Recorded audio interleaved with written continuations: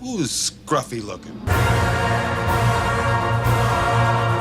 What is up, my fellow nerds and gangsters? Welcome back to the Spiffy Nerd Herder channel. I am Danny, and this is Luke, spends all his day in his pajamas, Ramirez. What's up? Giddy up. Giddy up. Now let's start off today, right, with another giveaway. This time it's back, baby, in all its crimson glory. The poster to Vader's Shards of the Past. Now, if you want this thing, all you gotta do is like the video, share the channel because you love me, and most importantly, comment down below on what you would like your personalized message to be. So today, we are looking at the master, J.J. Abrams, in his debut feature, Mission Impossible 3, in an intense action scene. We're gonna look at how he directs coherent action, how he deals with the 180-degree rule in his action, plus how he addresses emotion within an action scene. Impossible. And that. So, let's giddy up. So as this scene begins, we come into this big, wide, expansive establishing shot which sets the geography of the entire scene, which is really critical when you're directing action. And this building here that Ethan is on always remains basically to the left of the other two diagonal buildings, one of which he's going to jump onto or pendulum swing onto.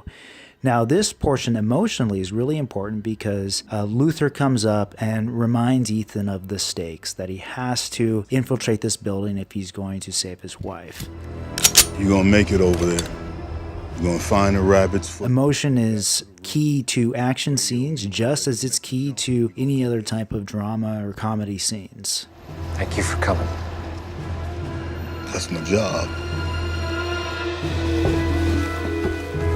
So then they stake it out a bit, and again, JJ is establishing the geography of these buildings because we have to know where everything is if everything is going to make sense later. So don't skip out on wide shots, whether it's in action scenes or whether it's in dialogue scenes. If the audience knows where they are, then they won't have to worry about figuring all that out, and they can then focus on your action. Batter up. Now here, the emotion takes a little bit of a turn because now we have a little bit of comedy. And so we go from this kind of heartfelt little thing with Luther and Ethan to this little bit of comedy, which is very much on purpose, according to JJ. Why? Because it takes us from one extreme to the other, and soon we're going to be ripped right back to the other extreme when Ethan actually starts his jump. Because remember, if you want an emotion to have the most effect on your audience, take them to the opposite extreme emotionally first, so that the emotion you want them to feel will have a greater impact on their sweet, delicate little hearts.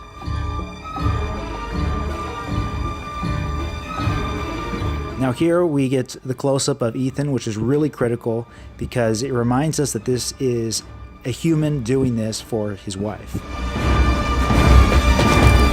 Now keep a very, very close eye out on how coherent this action is. You always know where everything is, what's going on. The shots aren't super just shaky just for the sake of being shaky. You know where he's swinging. He's swinging from left to right, always. He's never going the opposite direction, so JJ is not. He's keeping the screen direction completely on point here. Now, if you're unfamiliar with the concept of screen direction, I did a video on it. Definitely check it out. It's also in the description below.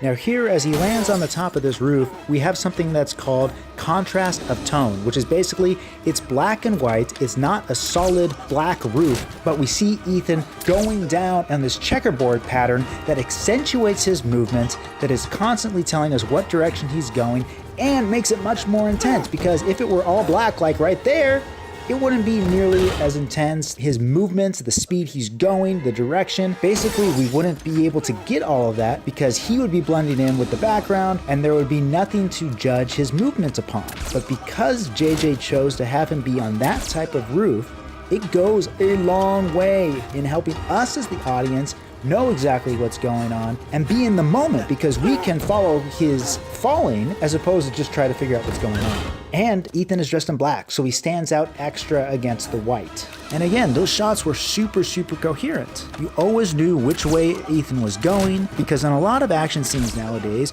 we just have quick frenetic shots for no apparent reason under the guise that it's creating energy. But when you can't tell what's going on, that's a killer of energy. Now here at the end of the scene, we go back to a little bit of humor where Ethan says, "Okay." Then Luther comes in with his button to finish off the scene. He made it. I knew he'd make it. Thanks so much for watching today, guys. Remember to comment below on what you would want your personalized message on the poster to be. And don't forget to check out my Spiffy Nerd Herder Discord server. The link is below. And to tune in next time, Saturday at 9 a.m. for the next sweet Spiffy video. And to check out my Instagram page. Every single day, I will be posting a short minute or so video clip from a movie and talking about it. Hashtag Movie Minute. Alright, you got anything else to say? Don't watch his channel. Watch my channel, Costume Kids Toy Box. Shameless plug. Costume Kid Toy Box. The link is also below. If you have little siblings, please share the link with them. Let's show Luke, I spent all day in my pajamas, Ramirez, some love. Alright guys, thanks for joining us, and remember to stay spiffy. And don't do anything we wouldn't do twice. And there is the movie.